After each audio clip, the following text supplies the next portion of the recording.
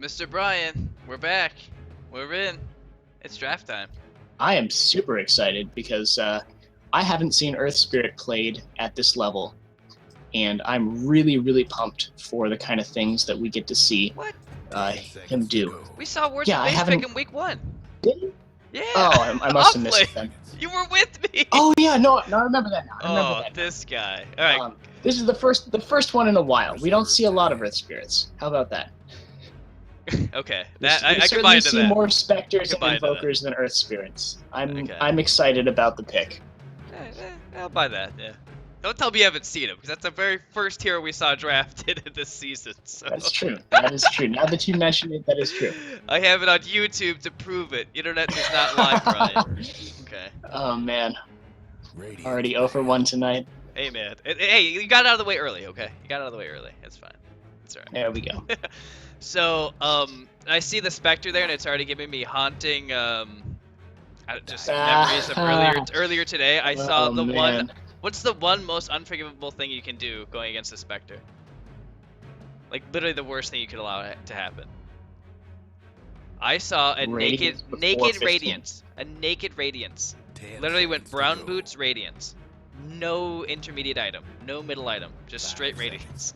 My team and myself allowed that to happen, so I'm praying. I'm praying that's not the case. Yeah, that's really bad. She wasn't in my lane, but whatever. It's We've seen Ghostz draft the Spectre before, and yeah, they their did. Spectre player is actually terrifyingly good. Yeah, they actually swapped out. The guy who drafts.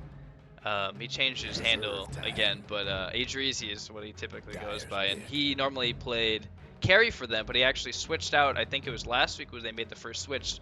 They moved No Chill to the carry, and he played the Spectre, the balls in Spectre, as we'll call it. And I think that was last week, right, against Morbin, correct? Yeah, that was last week against Morbid. That was amazing to see happen. Mostly he is so good at that Spectre. Mostly terrifying, because the guy, like, he got all, like, the intermediate items. I believe he had Earn Drums, like, he was very tanky, good early game fighter. Earn Drums and full boots. Yep, and then, oh gosh, yeah, I just remember him diving towers, and it's like, wow. Typically, like to see the team making space for him, which I think they actually already drafted 2 great initiation and space creating heroes for that purpose. But I mean, knowing that the Spectre can still go, on board to wreck things early on, I mean, I definitely wouldn't rule that out too. And the Invoker's a nice counter though. Invoker is actually very good. Everyone's got good crowd control actually. Every hero picked other than Spectre has some form of crowd control and or a silence. So. Well, I'm looking at the way the drafts have gone, and I know that Ghostz is running some stand-ins today. So they decided to rely on the tried and true method of picking a bunch of area effect abilities and hoping that it works in team fights, which is a very effective strategy and one of the easiest to pull off with minimal coordination. And they've gone after the Sand King and the Spectre, and I think that 4 Happy Branches did a great job in recognizing that after the picks went in. They picked up the Invoker, who's a great counter teamfight character, and they banned out Magnus, who, while not super popular, is also a great teamfight initiator. So they're certainly on the mindset of watch out for this kind of AoE fight. 10 seconds to go. Yeah, well that, and if they're not really working around their ultimates either, so I mean the Magnus would be nice, so when Sever it's up they can really go. It's not like they're really like, I mean with the Puck you want Dream Quill, you're gonna want, because you want to combine that with, I mean all 3 of those ultimates actually for Team Ghostz are, and when used in unison will just be devastating. So if you can lock at least 2-3 heroes in place and get a nice epi off right in the middle of them, I mean what do you do? Do you break the coil and take the damage and the stun, or do you sit there and get epied? Like, of course, that's one thing to note ideal scenario, but still. Yeah, one thing to note is that Silencer and Omni Knight are both still available. They're very, very good characters for breaking that kind of AoE team. Rubik is also still up. He can, of course, steal the ultimates and then use them against you. So just some picks to watch out for from 4 Happy Branches, since they're probably not going to pick the Tidehunter. They already have the Earth Spirit for offlane. I honestly, if 4 Happy Branches gets the Rubik, I think it'll pay for itself really, because there's so many good things to steal from Ghostz. Reserve time. I mean, yeah, just looking at it, like I think the worst ability to steal right now would be Enfeeble, followed by Sandstorm, and then everything else is good. Yeah, I mean, you can't go wrong, honestly. So Yeah, everything from Puck is good. Spectre has 2 abilities, and they're both useful. if you can steal Haunt, though. Well, Haunt can be good for ganking. It's not going to get a lot of damage off, but it does give him a free teleport to another lane. I so... still think that would be amazing to see, though. I think that's half the fun of picking Rubik is just watching his animations. When he, my absolute favorite is definitely 10 seconds to what go. is it? For Reckless Bat Charge Rider. from Spirit Breaker. That's oh good. yeah. What's Oh, I can't think of it. Wow, I'm really slow. You can't either. That's not good. Firefly. There we go, Firefly, because it looks like he's on a broomstick just flying around. it's so amusing to me. I apologize, but I like the last one where he hits him from a range and then just says sucker punch. 5 seconds. I haven't seen that. No, I don't think I've ever seen that. All right, so Bristle Tech. I don't know how you feel about that. I mean, especially since we thought there was Spirit. Well, you did. I wasn't actually sure. I mean, because any of those heroes could go in the offlane, even the Invoker actually. So it's going to be a Bristleback safe lane. They're going to be running for an early game fight. They've recognized that Ghostz is going for a lot of AoE damage, and For Happy Branches is content to attempt to fight them in the early game with the amount of strength characters they have in combination with the NATO EMP combination. Yeah, well, that's actually the really good safe lane. Yeah, no. What they've done is really smart. So we'll see how it plays out. The one thing to watch out for is that Bane is very good against Bristleback. And Puck can be quite good as well with Dream Coil. And there goes the Silencer. So I figured that they might pick it up for themselves, but they just want to get it out of the game completely here. So just to make things easier. And the nice thing is you know, the Earth Spirit, Undying, and Bristleback, they can all go utility as well. I mean, if you want to get perhaps, you know, a pipe, any if of you them want to build a mech, any of those items are definitely, you can get arcane boots on 2 of those easily. So yeah, it's nice. It offers a little more flexibility, but at the same time gives you a little more, you're more formidable in the fights against the Ghost lineup. So yeah, they have a really strong focus on strength characters right now. Furion. Yeah, that gives the team some diversity. That gives them sort of an option to split push if they need to. And they could definitely use a little more of the auto attack, right click damage. So if he opts to go that route instead of the straight split push, that's also an option. I honestly though, like without Spectre having farm, they're really lacking in right clicks here. Not to say that For Happy Branches has tons, but I mean, we just got to saying how tanky they are. It'd be nice to be able to cut them down. Oh. So. Void last pick. Okay. Okay, so that explains the Silencer ban then. Yeah. How do you see this Invoker building? Because normally I would think Quas Wex, right, for the EMP NATO, but that's not nearly as good as Exort when you're using a Faceless Void. Chrono obviously sets up a Sunstrike, sets up a Meteor, so the Exort Invoker plays very well with Faceless Void, but I mean, looking at the team, do you sacrifice the fact that EMP can completely destroy Ghost's abilities to take a team fight? Honestly, I think they need the crowd control more. I think it's more. I would agree. Sure. I mean, yeah, it's nice to have the setup there, but at the same time. All right, so we did the camera thing and we got the bug again. I can't click on anybody. Okay. I think we're just screwed with that. Thank you for that, Brian. I appreciate that. Next time, I'll run the camera, and I'll be okay with not clicking on anyone. I appreciate that. Thanks for the advice. That'll make things a lot more interesting.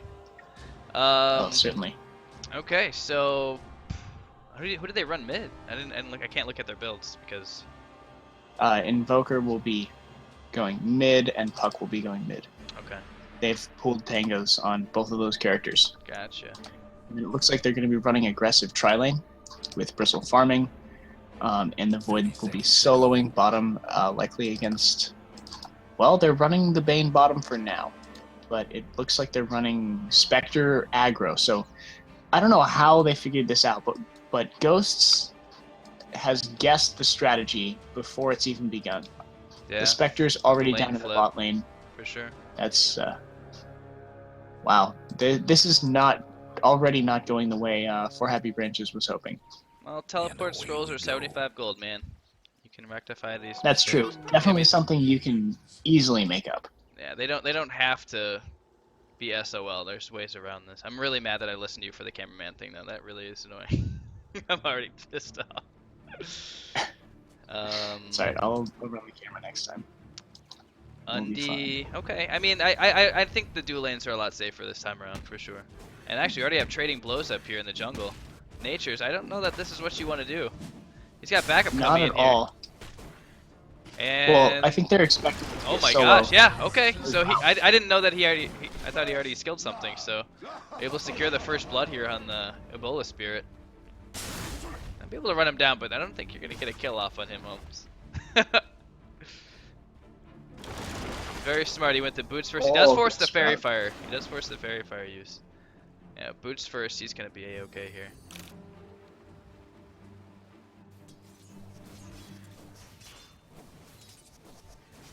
Can you click on the invoker? Oh, no, sorry, I just want to see what he built. Yeah. He started two pooled tangos and Nelly, fairy okay. fire. Gotcha.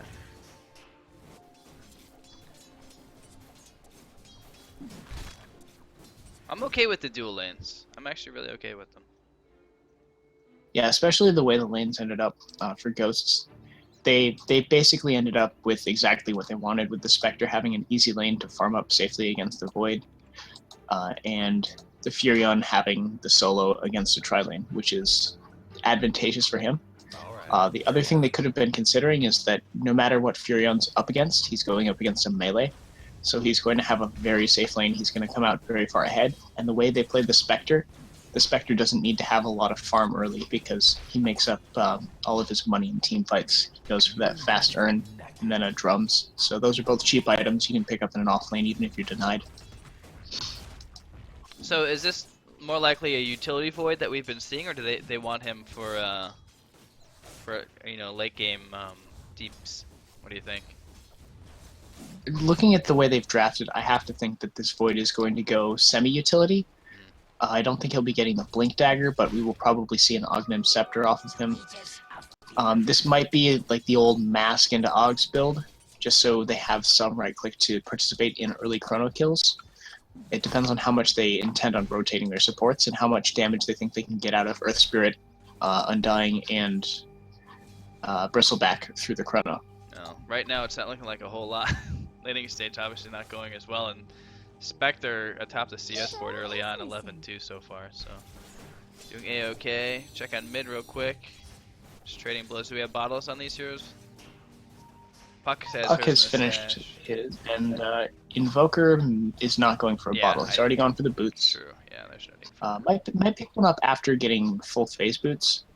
He is going Exhort, so we might not see a bottle at all, actually. Yeah. Bristleback Bottle actually, is more common on... Bristleback's really kind of deprived up here. He's got a decent amount of regen here. Uh-oh.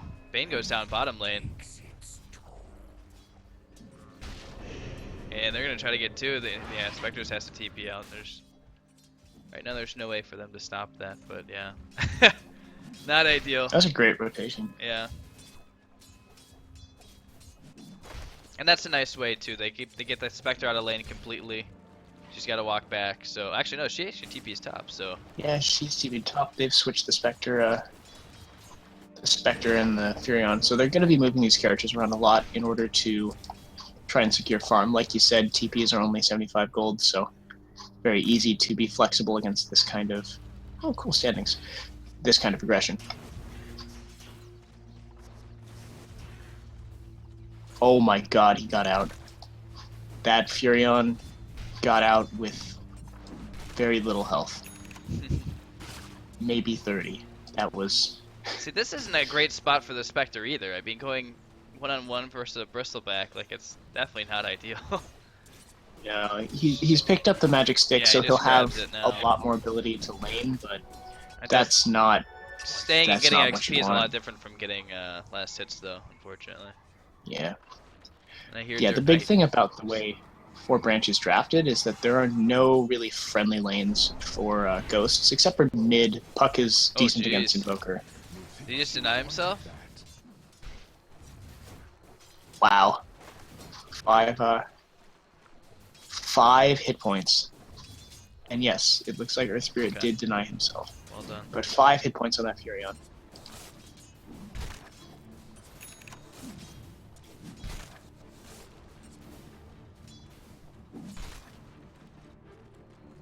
So after the rotation, 4 Happy Branches has actually come out a little bit ahead in the CS department.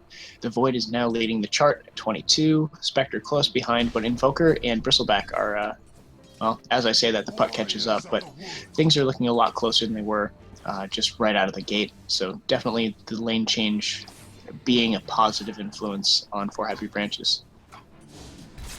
Actually, they're getting aggressive on the Bristleback. He's pretty low on mana, but not that low. Yeah, that's just they're just kind of flexing a little bit.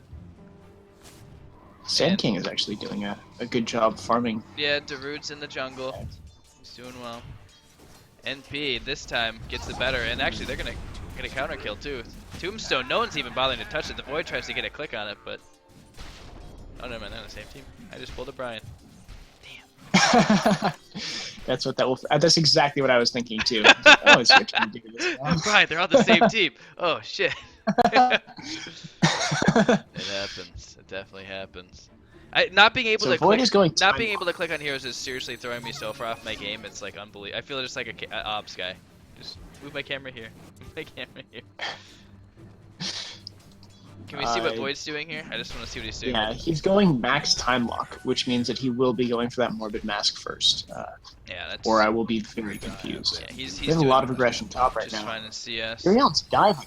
Yeah, he's getting hit Top. by the tower too. This is unideal. Okay, so there's the first Dream Coil here. And a nice silence coming out. A little bit too late though. They get another TP rotation coming in. Burrow Strike finished off the Undying. Earth Spirit.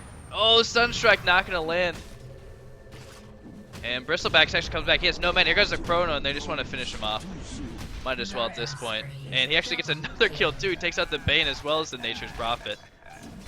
So, decent trade, I'd say. Decent trade. First Yeah. Chrono and first What Dream happened Coil going to work there. Puck's already out of there. They're trying to assert. I mean, if they're already going to take a lot of damage, not going to be able to defend top if they continue to push. So, hoping to at least get a little bit of damage on this mid tower, but that doesn't look like that's going to be a thing either. Dire's top tower's getting beat down. And this is an awkward position for Ghostz. I think they commit to that a little bit too early. They don't have all of their level 6s up. And they're definitely a team that relies on having the ultimates available. And you look at the characters and you say, Sand King, well, Epicenter, Spectre, Haunt, and like all of the characters are sort of defined by the ultimates that they carry, except for Furion. And so fighting without those really takes a lot out of these characters, more so than it might take out of other characters. So if we get a TP rotation, they're going to pop the Glyph against the Furion aggression bottom, but there we go, there's the TP and have Invoker coming in. Obviously doesn't have that crowd control that he would if he would go Quastrix. Actually the tree scouts him out, so he knows he's there, so he gets a huge chunk of damage on that bottom T1. I'm looking for someone to go little, some sort of sustain items here on 4 Happy Branches though, because that's the one thing that's kind of holding him back right now. Like, you know, if you can get an upper hand against Ghostz before their heroes really get online in terms of level and just a couple key items like Blink Daggers and what have you. If they have just like Arcane Boots or maybe even like an Urn or something just to keep the sustain going a little bit, you know? Yeah, right now it looks like Bristleback's rushing for the pipe, which makes a lot of sense there. Yep. We don't see any commitment towards Arcane Boots as of yet from the 2 supports. Has Void picked up anything yet or no? Yeah, he's going for an S and Y, I think. Ooh, He okay. already has the Elven Skin and the Alacrity, so I see that. different Void build than I was expecting, but does fit in the utility style. Alright, we have a lot of aggression here up in the jungle. Spectre actually in a really awkward place. Got the puck in here. Is Dream Coil available? I can't tell. Silence goes off. Nice. Oh my gosh. Beautiful illusionary orb and just wipes him out. Bristleback very tanky, but not 5v1. And oh, decent Sunstrike actually. I was hoping that they'd move together and share the damage, but it's alright. There you go. So there's an Urn. Different team, but Technical difficulties. I'm really curious to see how this Void build works out. I actually played a lot of Void before they changed him, and I don't play as much offlane as I used to now, but I intend to play more Void as time goes on, so I'm really interested to see if this S and Y build is something to go after or not. uh-oh. Oh, Oh my gosh, there you go. There's your Sunstrike. Set that up very nicely. Spectre haunts in, but she's only half HP. I think this is just a scouting measure. I didn't see that the puck was still in lane. I thought he just whiffed the chrono. Glad to see that it was no, not it in was a vain. phase shift. Yeah. Well, that's the thing. He's got all the early stats and extra damage from, which I'm assuming he finished the Yasha already, correct? Not quite. No, I thought I saw. I think it's on the courier. Yeah, it's on the courier, I believe. Can't click on it. Yes, it is on the courier. Yeah, so he's got a lot of extra damage. Obviously increases armor as well. Tough as nails So. for now. Radiant's top tower is taking hits. A little different, yeah. Yeah, S and Y for sure. Bottom tower's Okay. getting the business. Invoker picked up a Midas. I don't know if we mentioned that either. No, but that is pretty common for the Exort Invoker. He Yep. really needs to pick up fast levels. Fast levels, and make sure you'll scale later on in the game in the event that the Spectre ends up getting too much farm. And there you go, huge Stream Coil here. And Mid tower won't last 3v1, Invoker's not going to get out of that. Even if he was Quaswex and had Ghost Walk. He was pretty trapped. Yeah. How close is Sand King to Blink Dagger here? He's at 1400 right now and farming actively, so we'll see. Vlad's in 22. Now that's exciting. I have not seen that very frequently. Yeah, Blink into Vlad's is probably the Blink most common out in has Deceptor. been what I've seen a lot. Yeah, But, Vlad's is I mean, it's obvious if you're not getting that kind of, like, this guy's top of the net worth right now, but that's not always like a scenario. So Vlad's is another Right. more cost-effective way of just kind of. Yeah, I can see that because Vlad is like a right-click focused character, but usually Usually what? lagging considerably, I guess. trouble brewing at Radiant's bottom tower. Yeah, There we go, that that's should the be only bad issue. now. Ghost, they need 2 Blink Daggers at least, before they can really start to take advantage. And now the split pushing already has started. The Nature's Prophet's already going. He's going toe to toe. He's making sure all these lanes are well pushed out so his team can make some moves here. And they're posturing mid, but I don't know whether or not they're really ready to fight. I think this is just kind of, please don't take any more of our towers.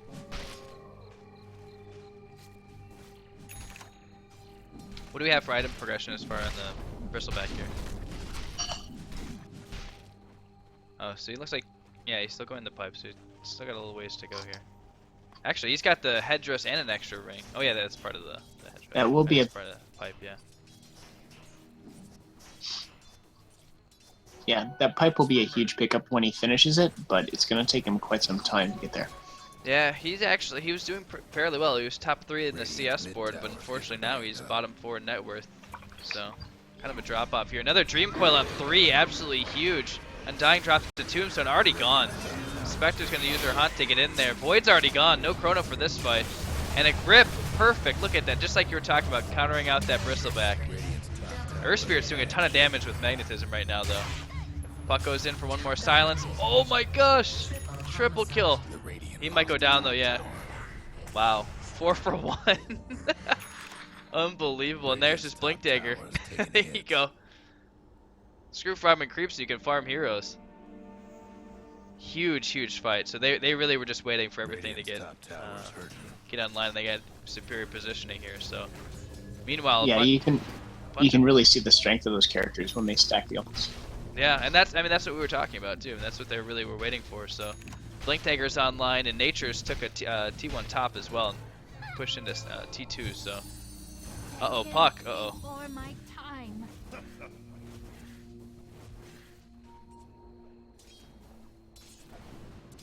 Let's see here.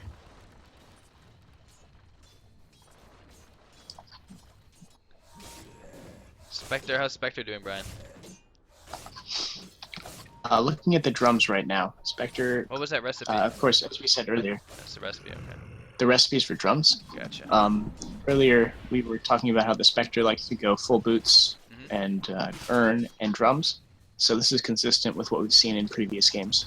Yeah, and I mean, that's the thing. It's like, I was really concerned that would delay the Radiance, but with the way they were taking fights, which I assume will be the same in this particular instance as well, like, he's still found his Radiance among all those other intermediate items in about, what, 25 minutes or so? Really wasn't bad timing at all, so. Yep, and there's the drums finished too. So this is full Battle Spectre right now. Yeah, picking it up by Radiant's 25. towers coming apart. Uh-oh, he's trying to be cheeky here. And actually, Picking it up by 25 yeah, they're just minutes. gonna use the chrono. He's like, you want the rune? You can have it. We'll take your life. Puck's already gone. Spectre, another haunt in here. She's gotta come in quick though. Her team's getting melted. Bane's actually, he might survive here. No, he's definitely down with the urn charge for sure. Puck goes down, Bane goes down, and they're actually looking to take the Sand King as well. Yep, he'll go down as well.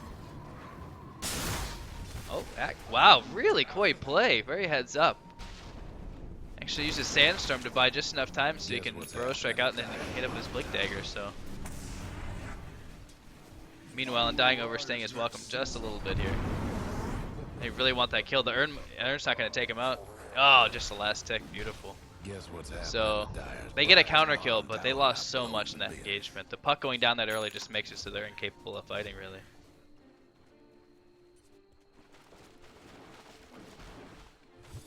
Oh, I've got to say, this game has not gone quite as I expected. Looking at the standings, you know that Ghostz is the top team right now, the team to beat, essentially. And For Happy Branches has actually been doing an incredible job here. If you look at the net worth, you can see that Void is sitting atop with Invoker in a close second.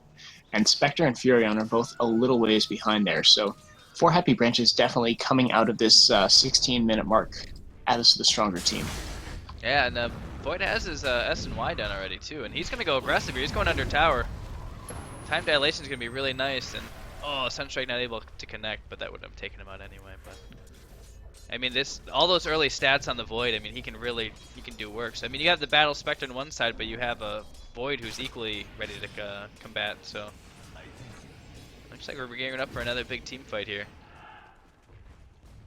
Haunt is down. Is Epi up? I can't see. Yep. Epi is up. Okay, so we gotta get Puck in there too, though. Tombstone, kind of, it's a very good zoning Tombstone actually. They're gonna pop the glyph, and it looks like they're just gonna sack the T1 because their positioning is just really abysmal. And that's a solo Dream Coil, not ideal. Get the Chrono in. He gets Chrono on 2. He's gonna wipe out the Puck here. Earth Spirit's already down, and again they take out the Sand King and the Puck immediately. All the team fight power is just gone. A buyback actually on the Earth Spirit and the Puck. Void and Invoker go down, and Spectre's actually, yeah, she's done too. So many kills early, and they're just gonna run down the Puck. Buyback on Puck. That's a dieback. Oh my gosh. Wow. How many? Was that 3 buybacks? 2 buy. Okay, so a dieback for the Puck. Earth Spirit buys back. Wow. That might have been the only. And he's got the finished Orchid, and he's by himself, and he's not going to get that kill. He's got to get out of there. Undying's just too damn tanky at this point. And it's time for Bristleback to check out here. Wow, that was a really, really interesting team fight. Actually, Invoker, is that a Sunstrike? Did he get that in the well? Yeah, he just threw a Sunstrike out. You can see I don't think oh, did he get the Furion with that? Yeah, he did. Yeah. Sunstrike committed to kill the Furion while he was in the base. What level of Exhort does he have? It's a good shot. He's got Oh, it's maxed already. Jesus. everything but one. Not bad. Oh, it is maxed. Not bad. All right. Well, that explains why he blew him up in the well. Okay, so that's something else too. I mean, yeah, you mentioned that earlier. The synergy between Chrono and the Sunstrike, but he's had really no issue throwing those out whenever there's a decent chance he might get a kill. So Chrono or no Chrono, I think he's perfectly okay with going in. And this Puck again, just too far forward, and there's just too many ways to get her caught out. The silence is just huge. She gets phase shift off. Grip is actually committed on the Earth Spirit. He's gonna go out. Dream Coil basically wasted here. And Invoker, yeah, he's pretty much done too. There's not much he can do at that point. His team's trying to come in here. Bristleback. Chrono's used. They get just on the edge. They pick off the Spectre, and she's dead as well. Buyback by the Invoker. Okay, so we're reducing all our buybacks early. Oh, channel the Epi, gets it off, but only gets like part of one hero here. And it looks like they're gonna wipe him here. Bane is completely toast. That's a full man wipe here. Buyback was expended though by I believe the Invoker, so Yeah, Invoker bought back. He is actually pretty poor right now. For a 20-minute game, you'd expect your Invoker to have a little bit more farm than he does. yeah, drums. Especially after going that Midas. A third of a Yule's, yeah, that's not ideal. Yeah, the Midas will help him out, but it's definitely gonna take a bit to get back to where he was. Although on the other side, I mean, they can take this T2 pretty much much free here. So mech finish on the Undying. So they have the sustain. And the pipe, okay, the pipe is finished on the Bristleback too, so I can take this T2. I don't know, man. Oh, Ghostz is pretty far down, it feels like. Graphs don't look too bad, but still, I mean, that was a hell of a team fight. I mean, they lost 4 and they lost 5 in consecutive bouts. Not to mention buybacks were expended. A dieback on the puck, and The Dire best do something about that bottom I believe tower. it was the Sand King as well that bought back. Yeah, the buybacks have been going both ways. We've seen Invoker and Earth Spirit also buy back, but they, of course, have not died directly after the buyback, so a little bit less Wow. punitive for that. Greaves already finished up on the Undying. Unbelievable. That is so much farm right now. That team has so much tank ability with that pipe, Greaves. Not to mention the heroes are just innately strong. Yeah, they're sitting at 21 kills in 21 minutes. That's a lot of farm ability for the supports. Usually you don't see that much gold committed to the supports this early, but with that many kills on the board, it's easy to pick up assists. Yeah, the Nature's just trying to split the map here, but I mean he's gonna force 1 TP, but I mean the rest of the team's still there ready to go. So Chrono is online. I mean they're ready to go basically. They're still waiting on Magnetize to be off cooldown, but ooh, Nature's just He has barely been able sneaks to out.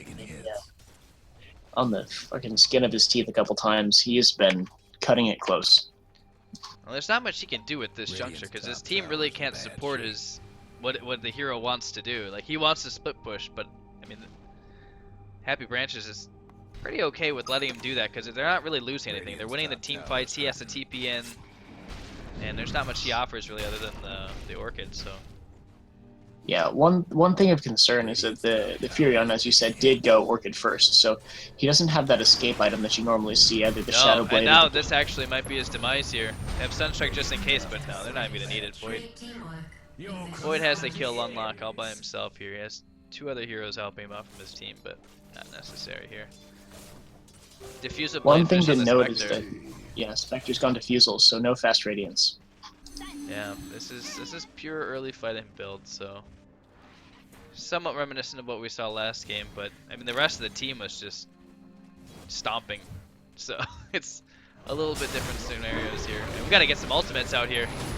Sunstrike comes out, and oh, he's just so tanky though. It's Undying. They're expending everything on him, and he's still alive.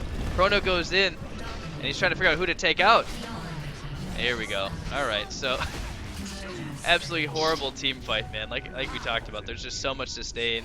The Undying doesn't even go down. He's already at half health again. And an Eagle Song. Anyway, so early Butterfly Rush from the Void. He's just so far ahead. Yeah, that's a really surprising build for me. I would not have expected that out of the Void, especially post-patch, but looks like they're still comfortable running him in a hard carry.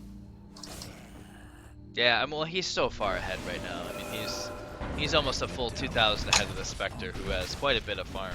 So, and with everybody down, the ultimate's expended. They know that they can take these racks pretty much at will here.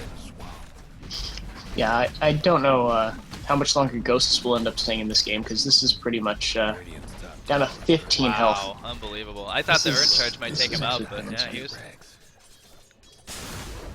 Alright, so they're able to defend the racks just a little bit here. Able to save half of them, so I mean the damage is done here, for sure. Yeah.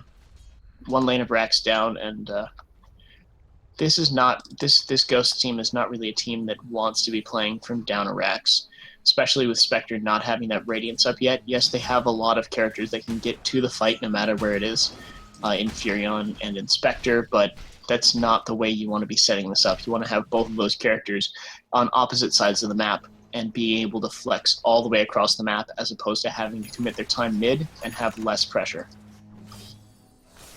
I don't think we've seen them be in this awkward of position, but I mean that's the thing, when you draft the way they did, I mean it's kind of to be expected. Like if you know, you get the silences, you get the early jump on the hero, and especially, I mean, with this Void being so far ahead, I mean, he can chrono, he can take out 2 heroes in 1 chrono. And Ghost team is, I mean, they're not that as durable as the Happy Branches, so it's definitely not that difficult. And is this an Octarine core on the Bristleback? I believe so. He's got Okay. the full point soul booster already, so. Alright, Ghost is sneaking a Roche, which is, I think that's the perfect play right now. They gotta hurry though. Yeah. I think they have it in time, but Better hurry. we'll see how much this impacts the game.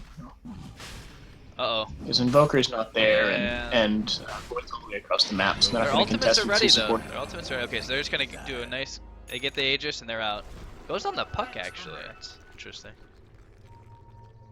Well, right now the Spectre's not bringing quite as much damage as the puck is, so to me that makes sense. I don't understand why it's not on the Furion, honestly, but I guess they're figuring if he dies, he'll He's die probably far away die from the again. team. Well, that's what I'm thinking And with the puck too, yeah. because she gets silenced from the Earth Spirit, and then there's a Chrono typically, almost immediately after, guaranteeing that she's in it. I mean, so either she just kind of lets herself go and saves her skills for the revival, but by that time the team could be gone. I don't know. I mean, there really is no good carry, I guess. This is the way the team Yeah, fights have been going. there's no. Yeah, that's why I think the Aegis is not an objective that For Happy Branches is terribly concerned about. You can see that from their warding pattern. Oh my they don't have any gosh. wards covering the Hex Roche area. finish, a sheep stick done on the Invokers. So you were mocking about not having any items. There you go. Yeah, that was a while ago. He was sitting on 4K for a little bit. The Midas going to work. Oh, that's rough. Puck a little bit over 11 minutes late on the blink off of the average time. Yeah, well, And they yeah, definitely you can picked on see her early Ghostz, here. like, There we go. There's some tornado action here, and there's a blink silence, and they want to take out the Earth Spirit right away. No magnetize, please. But he's not going down. The team's just too damn tanky. Chrono and Grip expended. There we go. There's all the ultimates going in unison. The Invoker just gets exploded here. Undying just tanky in the middle. Diffusal just doing so much damage, but he's able to heal up very quickly. He'll actually go down finally. For once. well, That's a good lot of fight gold for actually Ghostz. going to the puck too. And they're going to run down the Void, but he's pretty damn fast too. He gets silenced, and they're actually going to be able to take him out. So that's a huge team fight for Ghostz. That's exactly what they needed right there. yeah, and even looking at the way the team is building, that's going to accelerate the Spectre towards what looks like it's going to be a heart. So no Radiance on the Spectre this game. We're going to be seeing almost an old school Spectre build of being a super tank and just being impossible to kill. Or we've seen the casual Vit booster a lot, and we actually commended him last time he did it, so that's also a possibility. So That's Earth true. Spirit, in vain, tries to defend his T1 tower mid, and that's just, he's going to die, and it's going to get stacked on top of it. So maybe just trying to stall time for his cohorts to revive, but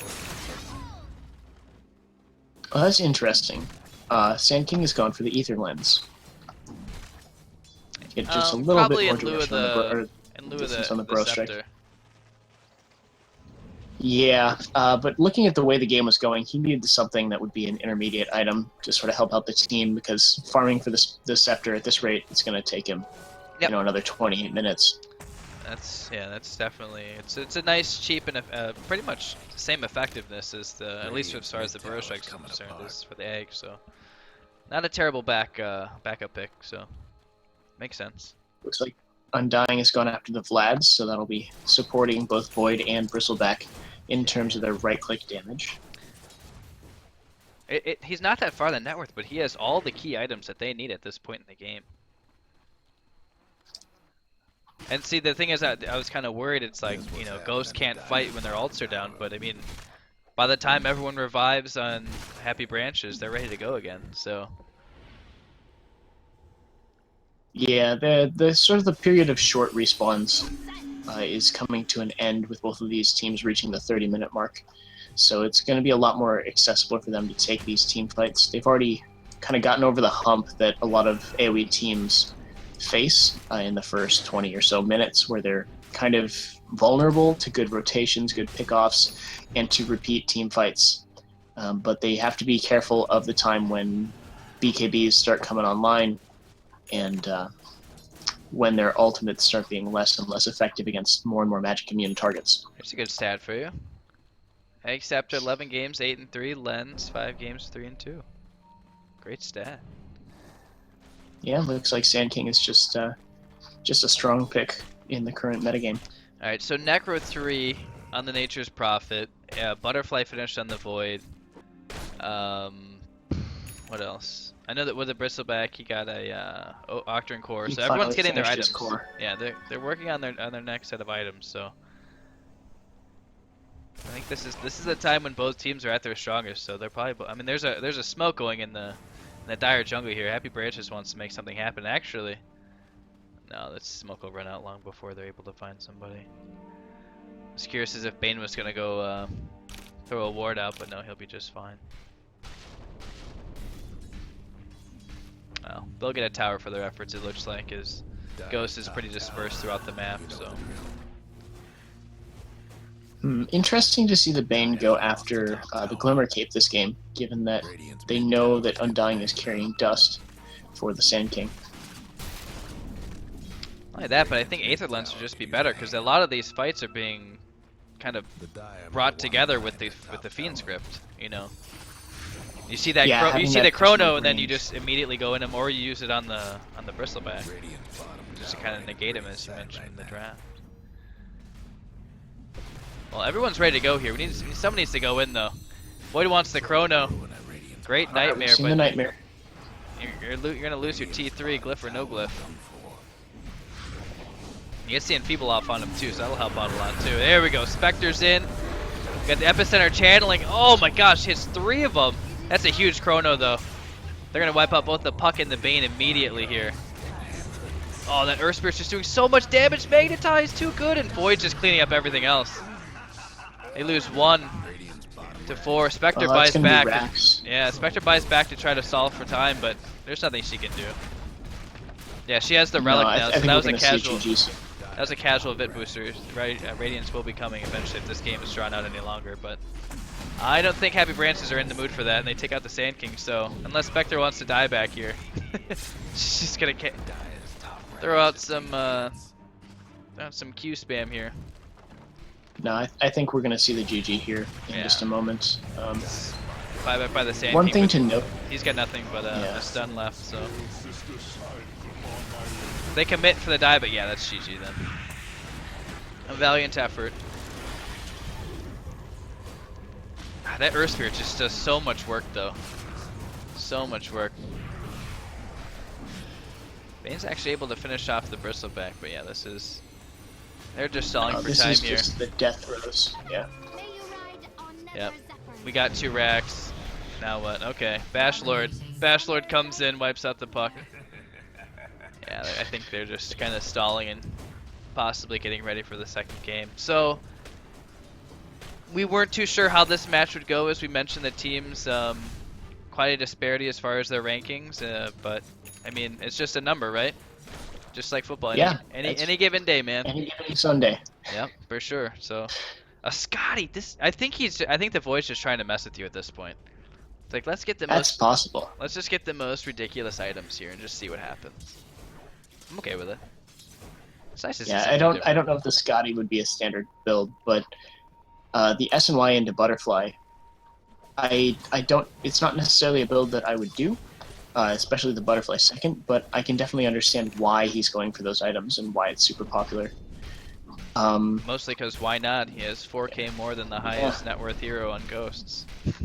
He is really big right now. So I know we were talking about how long Ghostz was stalling for that top tower and kind of letting it tick down.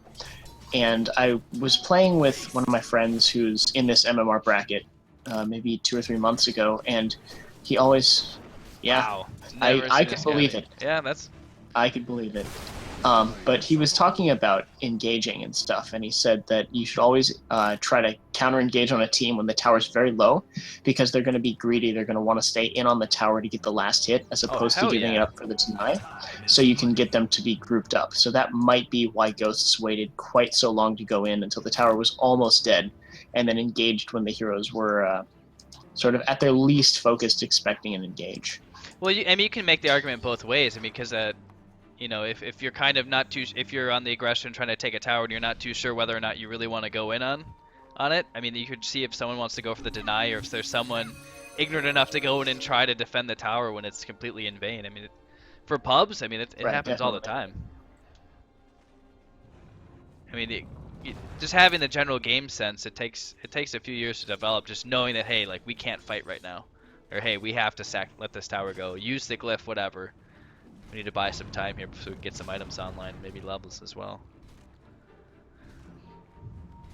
Well, speaking of getting items, the Spectre is getting closer and closer to Radiance, but I don't know how much difference it'll be making in this game. Furion has a bunch of gold he's sitting on, but he's already finished the Orchid and the Necronomicon, so we'll see if he decides to build anything. Oh, there goes the Radiance. Yeah, he doesn't have buyback, so he's not saving for buyback. Alright, it's time. Everything's online here.